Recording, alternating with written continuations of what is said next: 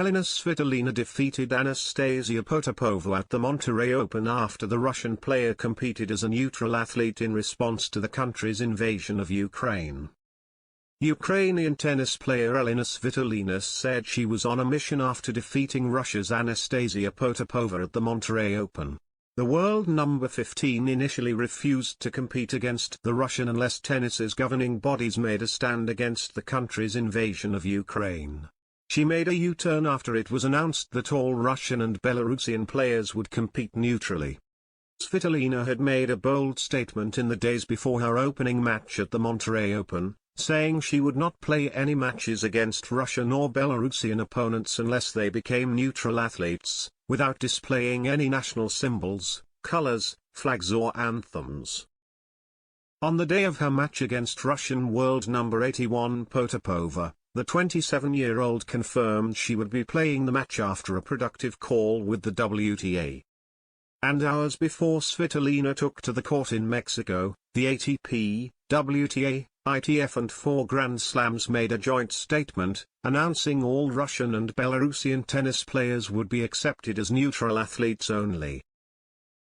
The men's and women's tours also confirmed the suspension of the Moscow tournament in October, while the International Tennis Federation said the two countries would be banned from competing in their events including the Davis Cup and Billie Jean King Cup, where Russia are the defending champions. Having made the decision to compete against her now neutral opponent, Svitolina dominated as she needed just an hour to seal a 6-2, 6-1 victory. The top seed and former champion in Monterrey wore the colors of the Ukrainian flag en route to her victory, and was seen thumping her chest on the court.